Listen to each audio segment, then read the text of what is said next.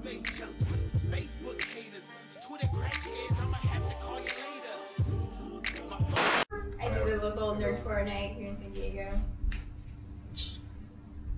My name is Gun Legro, aka the Return of the Future, aka need a job, a career in music, aka I'm excited for Comic-Con, aka. I'm MC Lars, aka Andrew Nielsen, that's my real name, Okay. aka the literature rapper. Literature rapper. Yeah. I'm Des Thrill, I'll be moderating. I want to do an You guys AKA. are coming. So first let's, what's Nerdcore to you guys?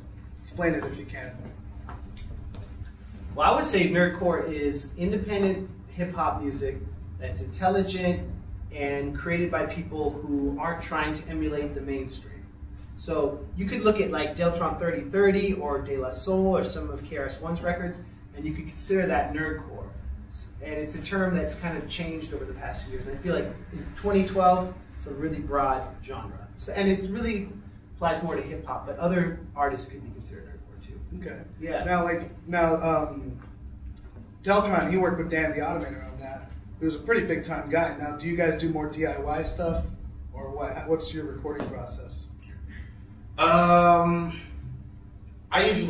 not like the best when it comes to production wise, but hard work, success, and skill, a little bit.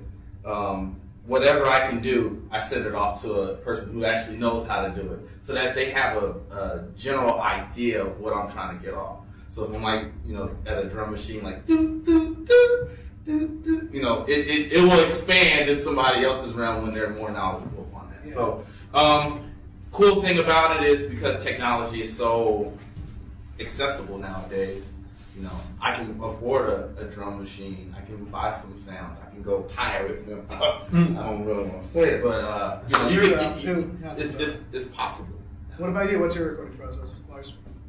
Oh, well, I do all my vocals in my home studio, and then sometimes I record up at Stanford. My friend went to school with me. He teaches there, so we get to use their studio. Nice gear. And that's pretty cool.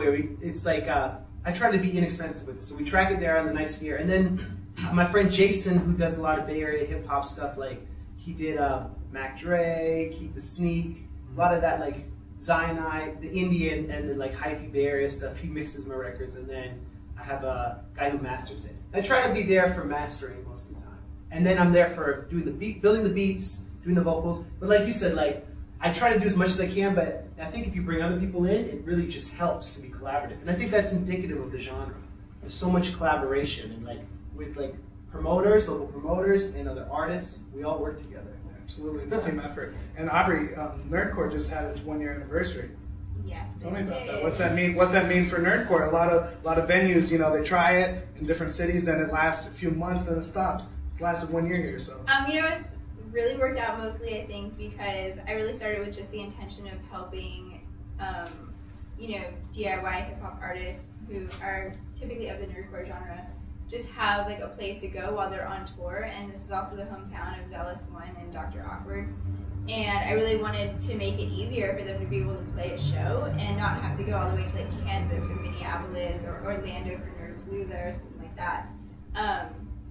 And I just kind of always was of the philosophy that, everybody's a nerd. Like, we can't grow up in this day and age without having played a video game, without knowing how to, build a website, knowing HTML as your second language. Like, everybody's a nerd. It just depends on what you nerd out on. Like, Lars here nerds out on literature. Yeah. I nerd out a lot of times on advertising and marketing and Street Fighter. But... Street Fighter, what, 2 or 4? What's your favorite? Did the original Street Fighter. Oh, okay, nice. 2 then, right? Yeah. So the first one sucked. First one sucks. The first one sucks. It was the one that changed the game, man. In my opinion. So, if you can, give me a little bit of history on what, like the shift from just people doing DIY hip hop underground stuff, which is after Golden Era.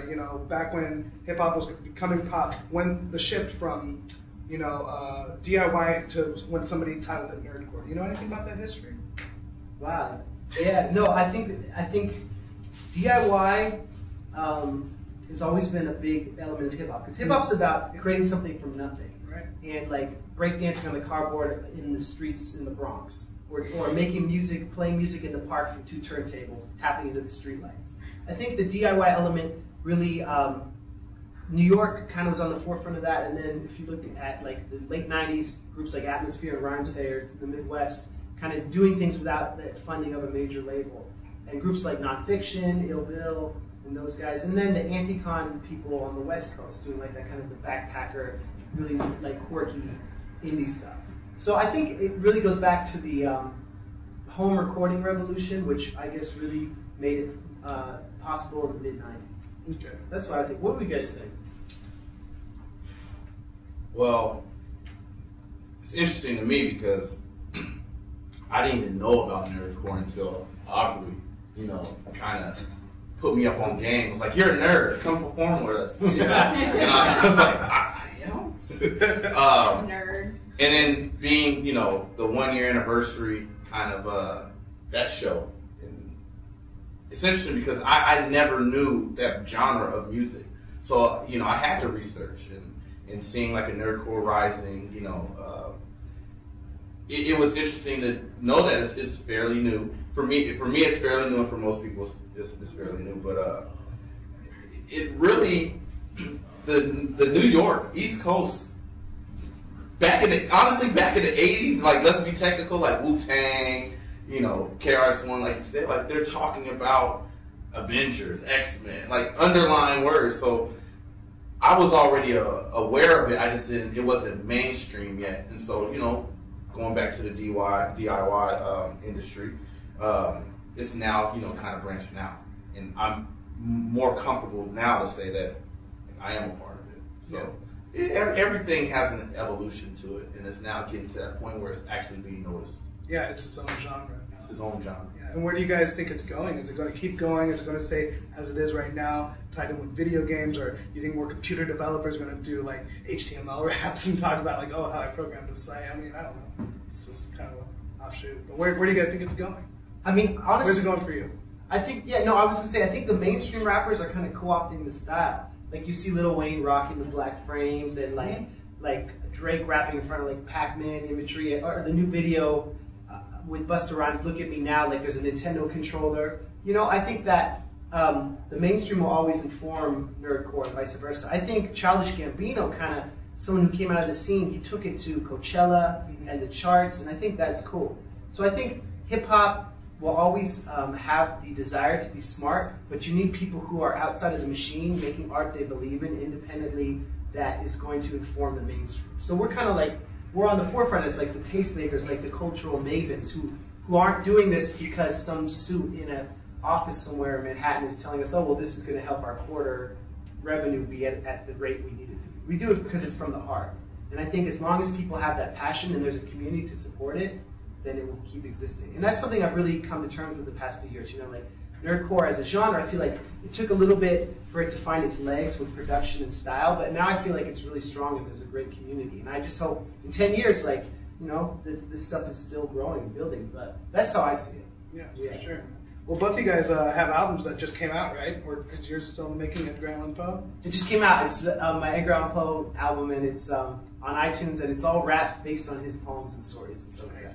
So, explain literature rap if you can. I call this subgenre lit hop. So it's like I like to take books and poems that have timeless themes and make them topical with beats that are like referential to the time and lyrics that kind of take like the 19th century poetry with the 21st century poetry. Because hip hop is really just poetry. It's the iambic tetrameter 1, 2, 3, 4, and the cadences, the metaphors, your allusions, like all the onomatopoeia, all the terms you learn about poetry apply to rap. Sure. So sometimes I go and do like workshops with kids and help teach that. And I feel like it's important to make that connection because there's a lot of like classist separation between, well, hip hop is not like an academic form, but it is. It's 21st century poetry. I mean, Elgin, you just dropped this, man, Return to the Future. This has actually been out for about a year. Oh, has it?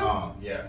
And the cool thing about it is my goal was to make it timeless as far as the visual concept, the actual material inside, just so that whenever somebody new sees it, oh, how long has this been out? It's refreshing for me to realize that, I put my heart and soul and my bug juice in this, you know, and I got to be refreshed and understand like this is new to people who ain't heard this. Yeah. And that's interesting because most typical hip hop artists and the trend that's going on today is make as many mixtapes as you can, you know, just push it, and just feed them, and you can't really establish like, okay, this person is speaking on something that's pretty cool that I want to listen to forever or make this a classic hit.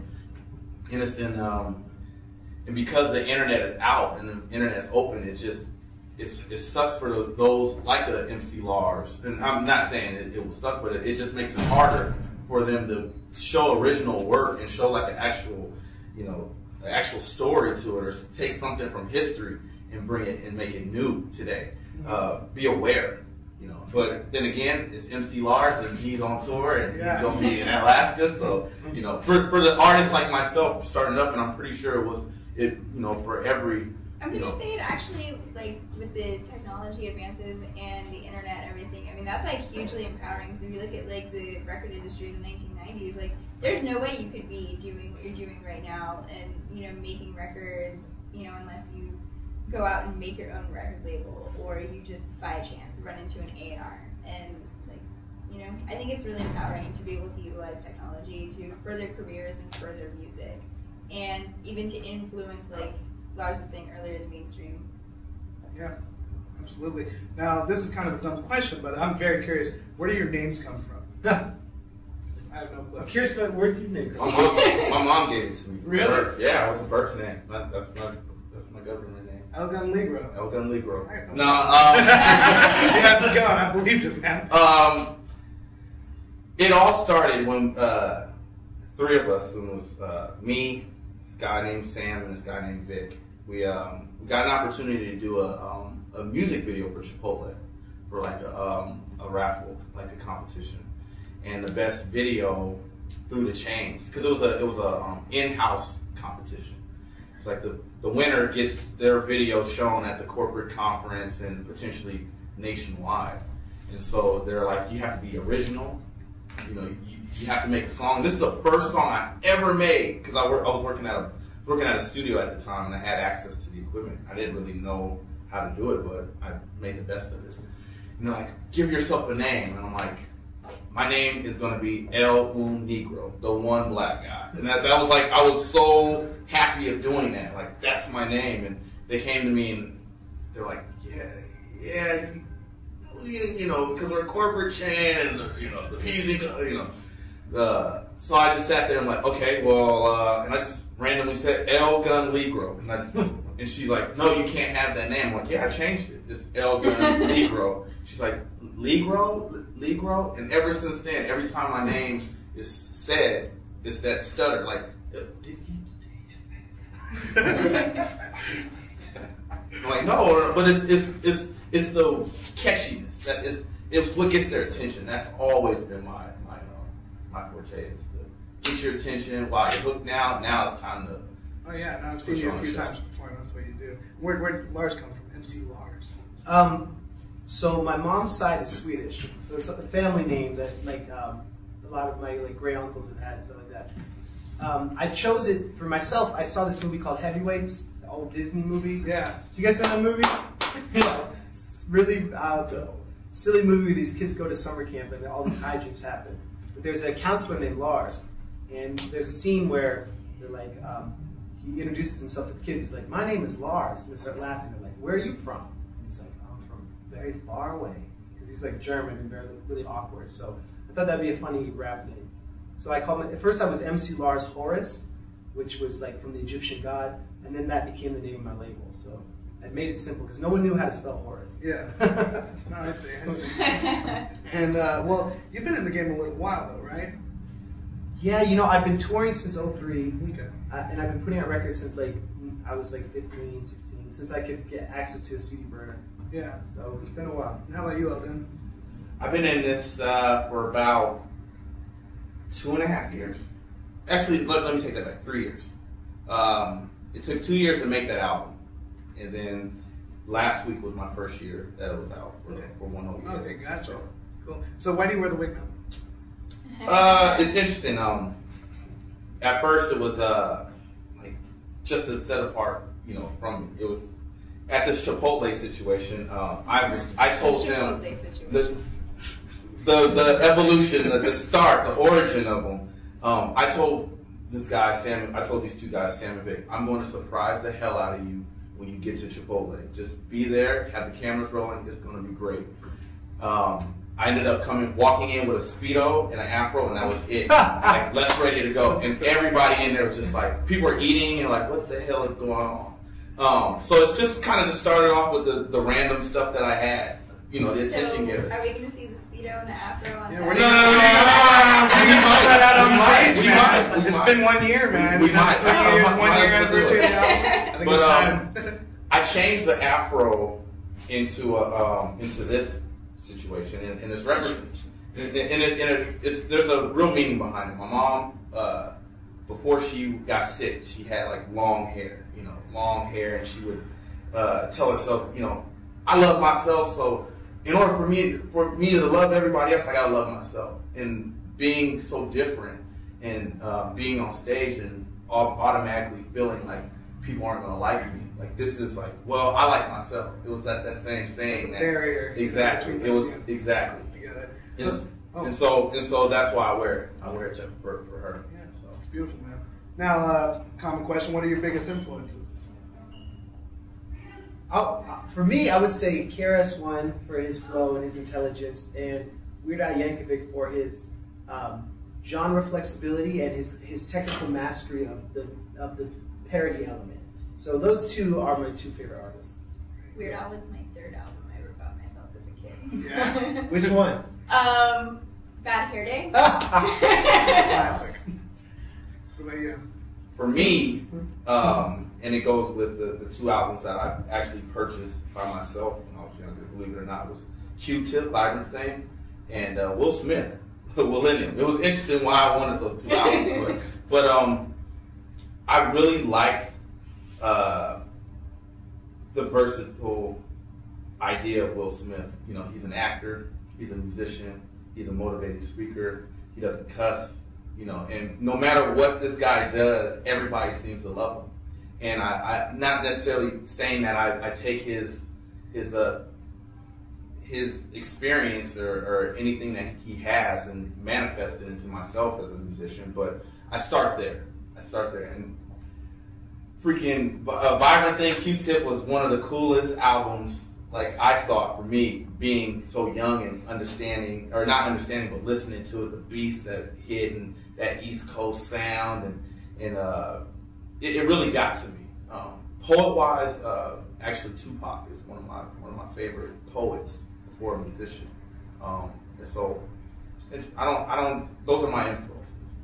Now, when it comes to you guys writing, what's your general process? Do like current events influence what you do, like whether it's current technological discoveries or world news? I mean, what do you guys go about that? That's a good question. What's your process? What's your process? My process. You flow? No, actually, Lars tried to make me freestyle in the car one time, and that did not end up well. I think we ended up freestyling about hamster poop. Wow. What's interesting about this genre that we're speaking of, nerdcore? You can almost talk about anything, and that's been really, really, for me, I've been able to take give you an idea, like one song that I just did a few months ago is called Beach Bum. It's like being a bum on a beach. The second song I did was being Michael Jackson, like, I guess I'm on my MJ. And the third song I did was winning the lottery, and making them, those are three different concepts. But I was more comfortable being able to do that because of this genre. If I were to go to, if NWA was still around, hey man, I got this song about lottery, man. Fuck that. Like major labels, like it wasn't accepted. I felt like it wasn't a strong enough topic to like, oh yeah, that's like real hard, that's real West Coast, that's real like right in there. I think that goes back more to what you were saying about like the DIY like scene and just being able and having the empowerment to be able to do your own thing. Like, Definitely. I don't really have a huge like hip hop background, more of like the DIY punk scene, which is why I totally support all of the boys and what they're doing, because it's empowering to be able to support people through marketing and the things that I can do well, to further their own careers. And I love seeing artists be able to use their own influences rather than somebody else telling them what they're going to be creative about. So I think that just goes back to more being DIY and being able to do your own thing and not having You're your to own boss. You're care what anyone else says. record executive. What about you? What's your writing process? I think I like to think of it like I'm writing a paper. So your thesis is like your chorus, right? So if you're like, whatever you're trying to say should be unique and original and whatever you're feeling. So I think for me, it's like I wait for inspiration to strike. Like if it's a pop culture reference, I'll be like, okay, well, what if I did a funny song about an emo band that gets signed and dropped and like make fun of the music industry? Or like, okay, how can I comment on a certain like Edgar Allan Poe story? It's basically you just write. You're like you wait for the inspiration, then you find it's kind of spiritual. You find the time and the place where you can like creatively just write, and then the editing is really where the magic is. I try to write like 4 times as many rhymes as I use, because the trick is having a flow that's original with surprising rhymes that connect everything. So just being disciplined. When I'm working on an album, I try to like time myself and be working 8 hours a day until the record's done. Sometimes it takes forever, and it's a hard process, but it's beautiful. You got it all together, definitely. Yeah. And I know we kind of mentioned pop culture before, but what do you guys about hip hop and Wayne wearing the frames, embracing nerd culture? But what do you guys think about people, everybody's favorite to hate, like Justin Bieber? Somebody who needs, when he performs live, he's got like 6 Pro Tools rigs in the back with auto tune in case one computer breaks. There's one to back it up. What do you guys think of that? Because since we do it all ourselves, you guys have anything to say about that?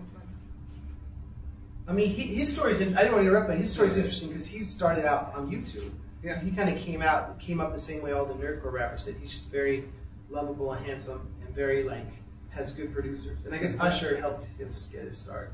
I didn't know that. It was they had a bidding war. Usher and Justin Timberlake. Really? They had a bidding war on Justin Bieber. So he was like, I don't want to go with Usher.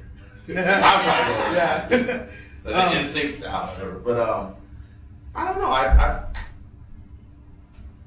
It's interesting.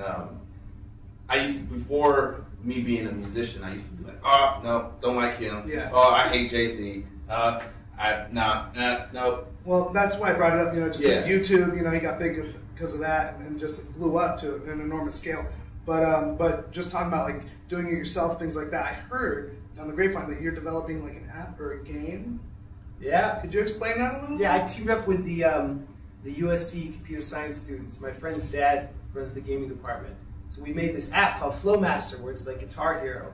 I was hoping to have it ready to demo, but it's almost done. But basically, you have to select the right rhyme and time, and it's all animated, and it teaches students about poetry and rhymes. So like that is dope. Thanks. It's gonna be really fun. Hopefully, it's pretty much done, but we just got to get some bugs out, and we're gonna release it this year. So Is it gonna be for computer, iPhone? It's iPhone and iPad. So it's for iPad, but it also plays on the iPhone. Yeah. Brilliant. So that was a fun project. It's really, really exciting. Thanks. Now I'm kind of at a loss. You're going to tour in Alaska, right? Yeah. How long is that going to be? So I'm going up there for a week. I'm doing a show, and then I'm doing a series of workshops with these students in Homer, which is a small fishing village. I'm doing a TED Talk up there on hip hop and literature.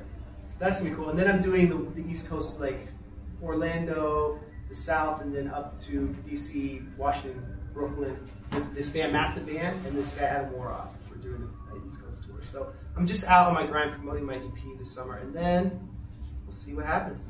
Hustling. Great. So I have a question, mostly because I'm looking over here and you're like, damn. No, it's awesome because hearing it is possible. That it's possible. Yeah. Right. Like, what? Got an app? What? You gonna be a TED Talk? Then I'm been watching TED Talks on Netflix all day. Me too, it's so great. Okay, sorry, anyway. But Anything's possible. Yeah. totally. Is there anything, like, that's one of the things that I really admire about you is that you were just like, screw it, I'm gonna have my own record label, put out my own stuff. You know, I think you even did all your own marketing and press stuff, like, forever until you finally hired a company to do it.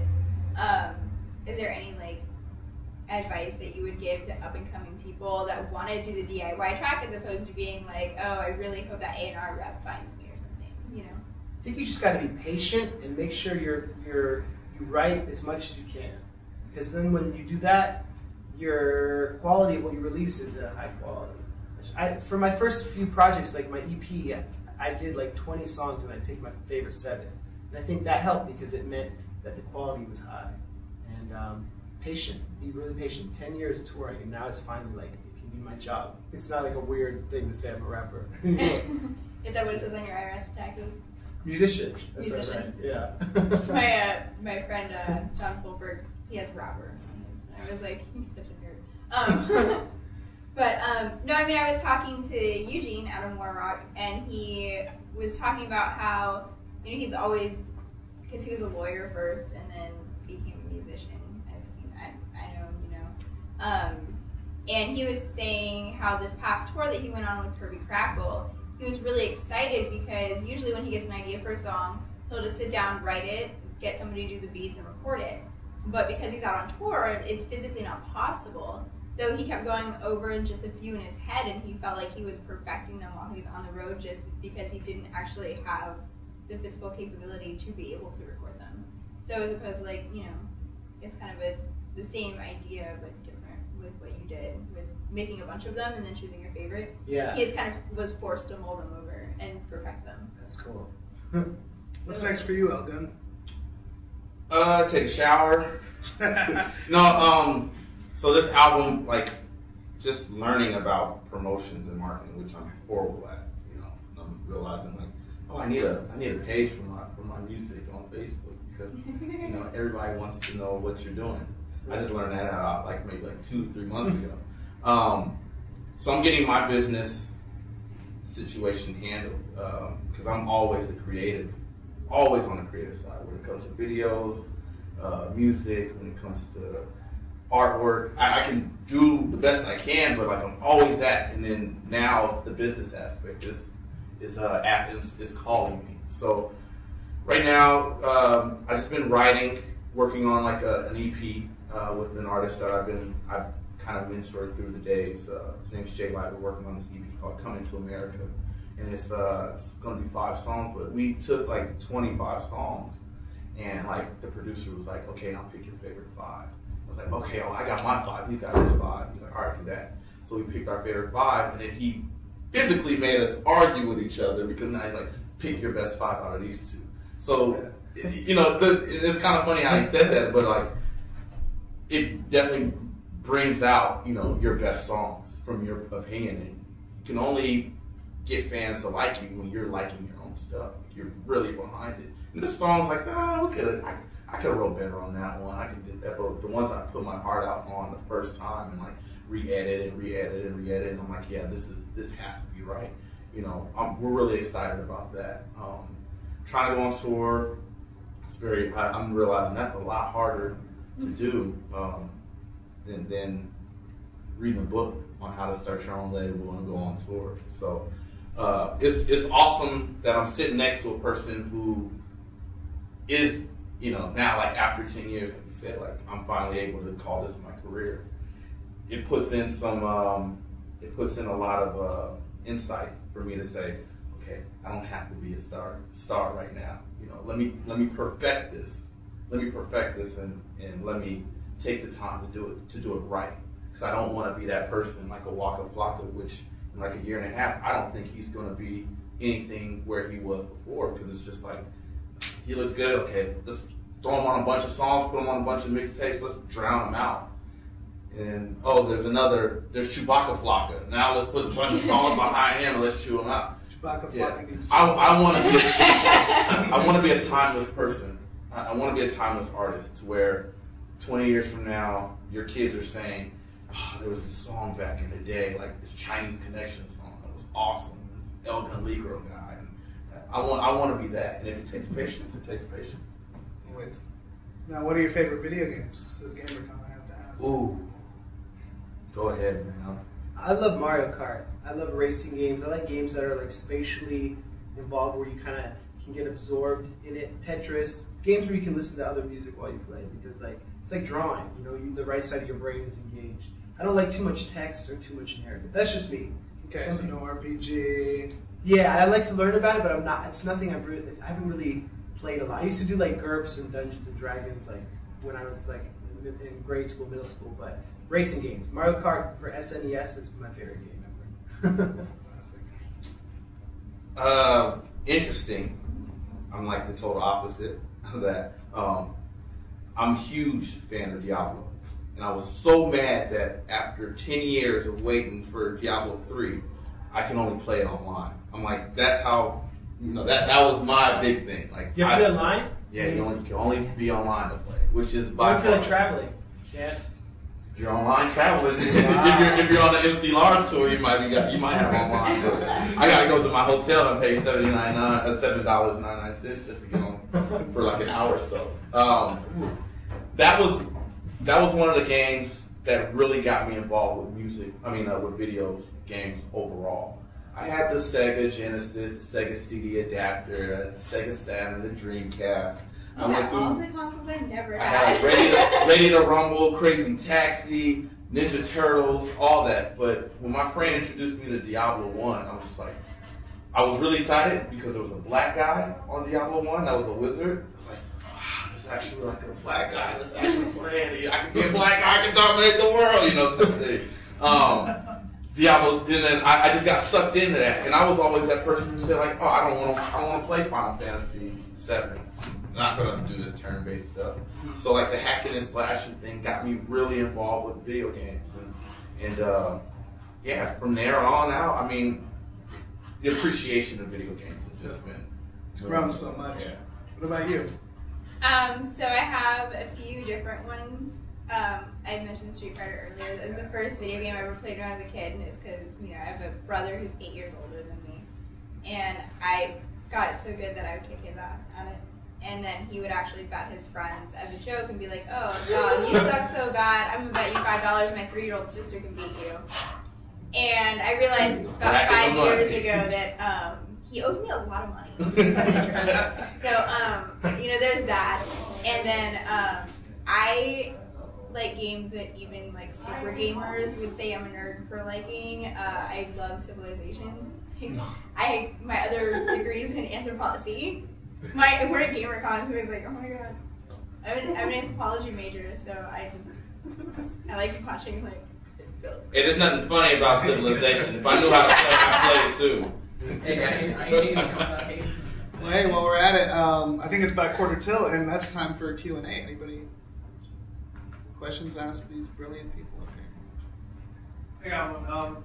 So, in your time doing the Nerdcore thing, has there ever been a moment, and what was it, like when you just wanted to quit and thought it might not happen, like you're talking about the Nerdcore, it's going to last or whatever? When did that ever really hit you, or has it? Me? To anybody, open question. Sure, open question.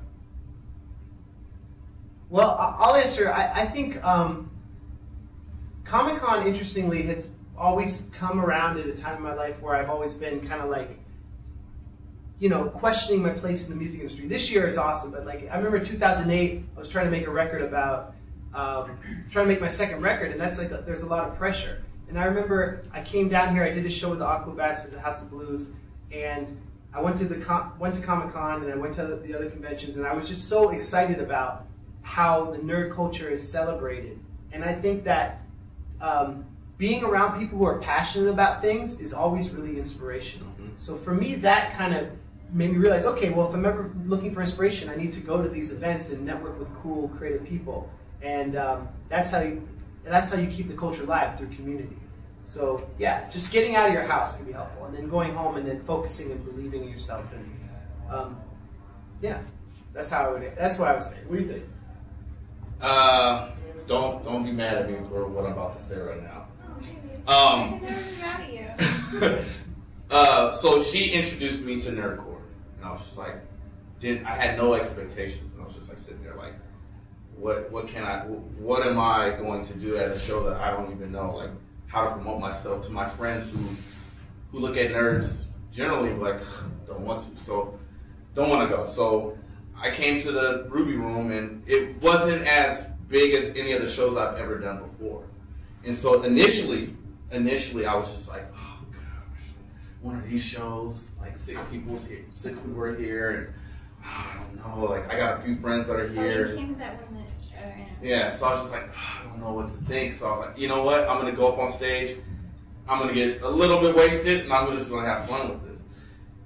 And it was one of the best shows I ever had, because I've performed in front of 50 to 2,000 to 10,000 people, but this particular show was so great, and I'll explain why.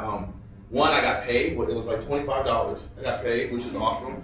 For anybody rapping ever, the best thing is when you get money in your hand at the end of the show, because most of the times you're in the hip hop culture. And because there's so many artists out there, a lot of the promoters and schemes downtown are like, pay $500 to perform here. You're going to perform with such and such artists.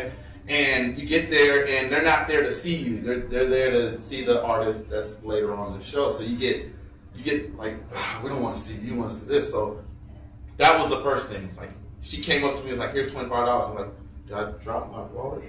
She's like, no, thank you for playing. I'm like, oh. John's. The second thing was those 6 people came up to me and were so engaging to me. Like, oh, where's your music? Where do you have it? Can I hear it online? Like this and that. I wasn't even prepared for them. I wasn't prepared at all. I was like, I need a Facebook. I need a Facebook. I need to make one right now. Yeah. So it was interesting. All that happening in one day, being the worst day of my life as an artist, thinking like, should I really reconsider doing this? And then being the best day, where all these things, like the possibilities could happen.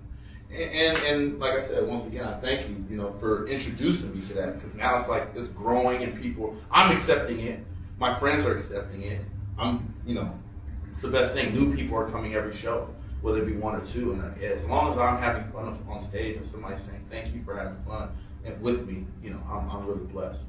And like in every artist like myself, like Lars says, is that Comic-Con for me is that inspiration to get back on the horse to really promote myself, because it's the only time that I'm down there and people are like, oh, you do music? Do you have a car? Do you it's just like, whoa, calm down, But it's like great promotion, ton of people, and that's the best traffic I get on my website and on Facebook. So. Great. Any other questions?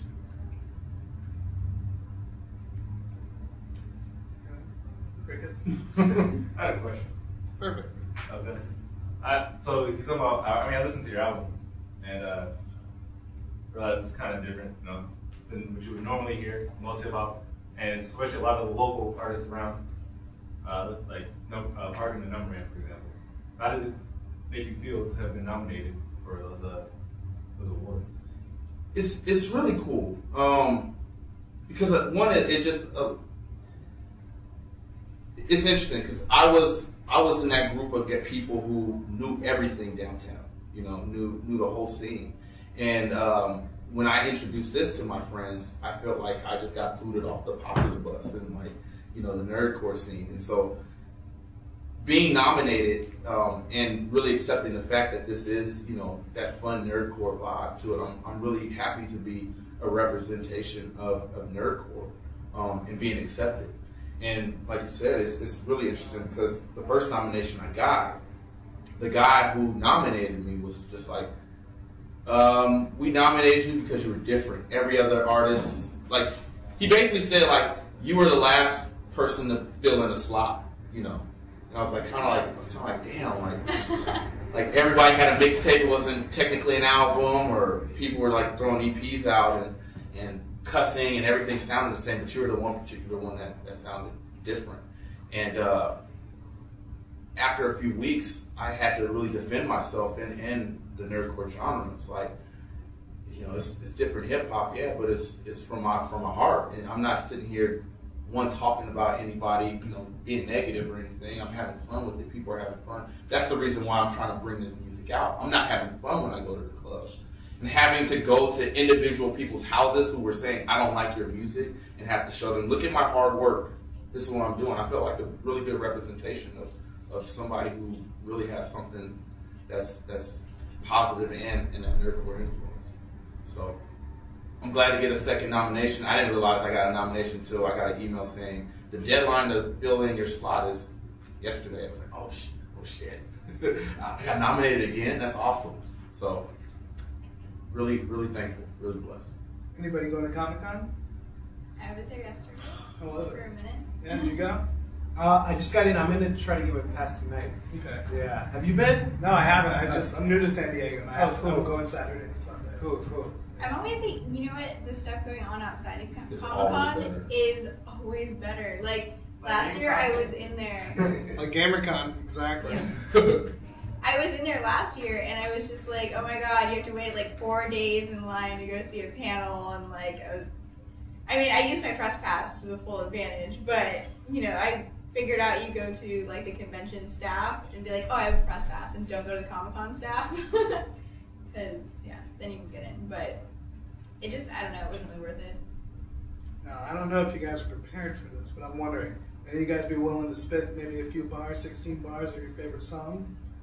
Yeah. On my own song. Right now, man, acapella. Anybody Or down? just freestyle. Or freestyle. Your choice. The choice is yours. Battle rap.